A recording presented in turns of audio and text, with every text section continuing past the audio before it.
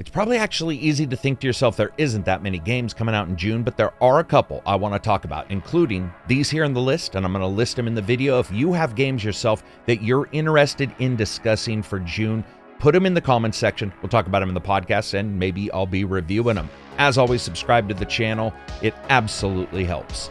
First up, Silt. Where Abzu, that other swimming game, was an exploration into how many colors and cool things you could get into the screen at any one time, and all the while swimming with futuristic fish, Silt is something different, an impressionist sketch of submerged doom. Silt is almost a stealth version of Abzu, the color removed like deep sea experiences, black and white, monolithic, mysterious, limbo with gills and massive flippers. Billed as an underwater horror puzzle game, it has the corner locked down on aquaphobia, and looks to be aiming directly for that.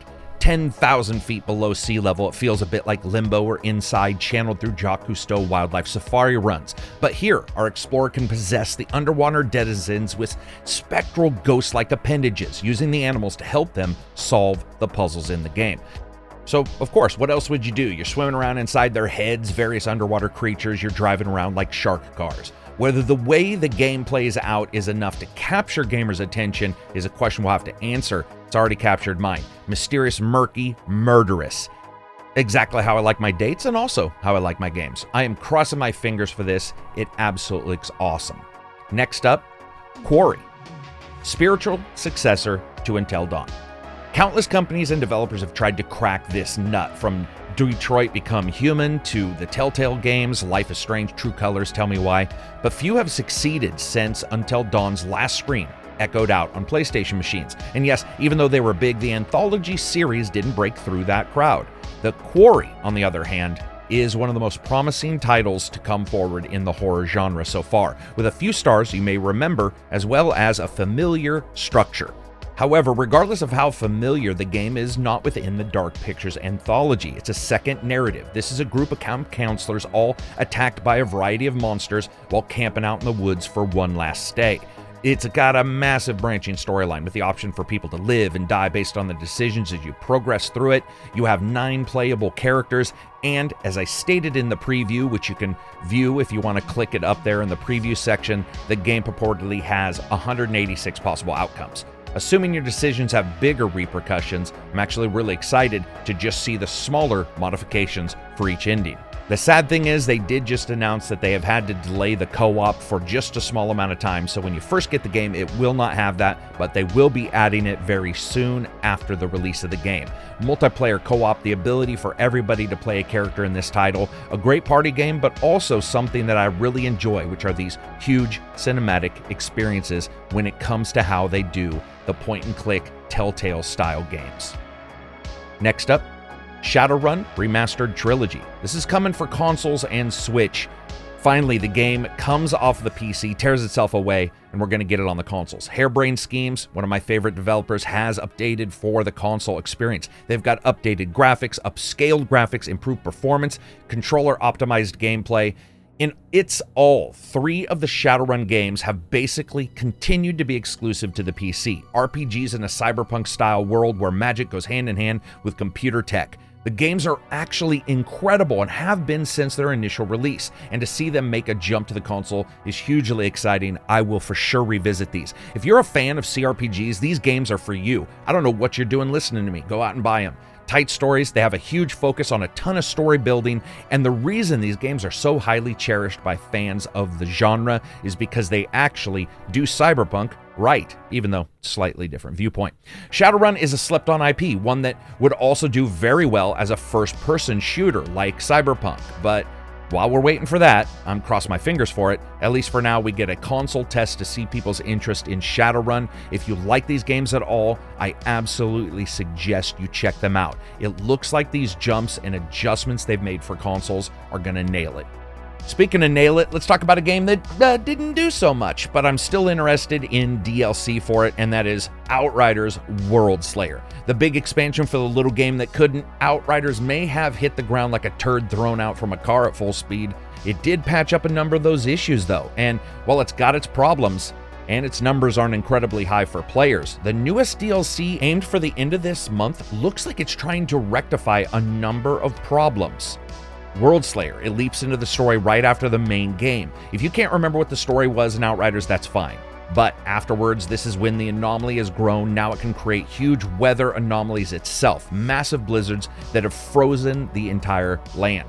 The main terrorist leaders decided now's the time to take out the humans once and for all, unleashing new enemies and locations. The game has a ton of new loot, including 100 new legendary items and mods, more than that actually.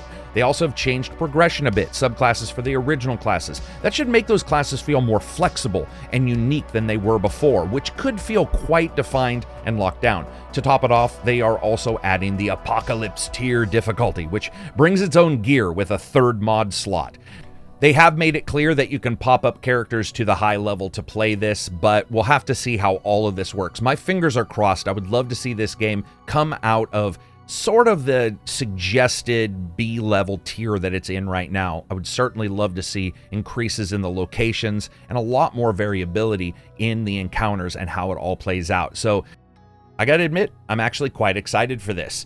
There's a couple other games I'm excited for. The first one I want to talk about is Diablo Immortal. Do you guys not have phones? Yeah, you guys all have phones, right? Diablo Immortal, originally a mobile-only title. Now, mid-development, they've actually added in PC support for this.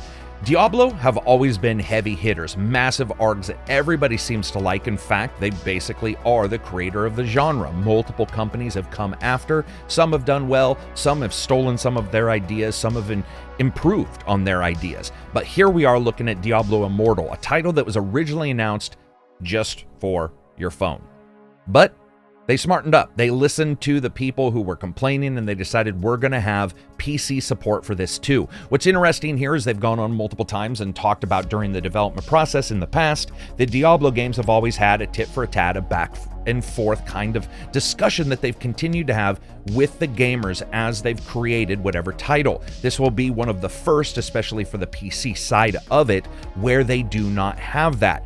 And it's actually been quite invigorating for the developers and a unique challenge for them to create this game without that consistent feedback for this title like they've had with those other games. I can't wait to see it. I actually have been a fan of the Diablo games. Well, Diablo 3 being the last one that I played a ton of on the 360, I enjoyed the hell out of it. I'm excited to see how they do this. I've always felt that the Diablo games have done stunning jobs and then started to get a little bit lost. I'm hoping for this game sort of knock it out of the park. It'll be interesting to see how the mobile/PC game style works, because as they've said, really what it comes down to is you play this game on your phone, and then when you want, you can also play it on the PC.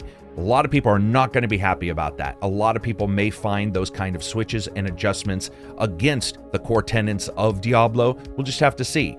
Nevertheless, I'm sitting back waiting for some Diablo Immortal just to see, well, the van damage that happens when it launches and everybody either loves it or hates it. But one game that everybody seems to have loved was the original Fire Emblem Three Houses, and a spin-off title, Three Hopes, is coming out this month. This is a title that I didn't get a chance to originally play, but they are phenomenally loved on the Switch. This is a game that won a bunch of awards, Three Houses did, and really did solidify the Switch as a place where you can get some of the premier titles in that particular kind of genre. As we jump into this month, we have Three Hopes coming out. Now, this is some kind of side story to Three Houses, a continuation, but also alteration of some of the ways in which Three Houses played and worked. It's going to be fantastic to get it. I can't wait to see what this does. It's more of an honorable mention than an actual full-on title for me, because as a spin-off and a title that I didn't get to play the original, I'm a little bit out there questioning exactly what this is going to be and how it's going to work out, but I cannot wait to check it out. I really feel like I missed a lot in Three Houses, and it's a title that if I get the chance, I would love to play. If you guys have played it, I'd love to hear what you think of that game in the comments and if you enjoyed it. Speaking of if you enjoyed it, boom, we're at the end. I would love for you guys to give this a thumbs up, spread it around, put it on Twitter and Facebook and Reddit and wherever else you can, Telegram, smoke signals, whatever you need to do. I love you guys. Thanks for supporting the channel. You guys are the reason. If you've listened and aren't subscribed, I ask you right now, hit subscribe, hit the notification all button. I will not let you down. That's a complete lie. I'll let you down multiple times, but I'll try to make sure it's at least somewhat enjoyable that entire time. If you get a chance, check out the podcast as well, and we got some reviews coming. Peace out.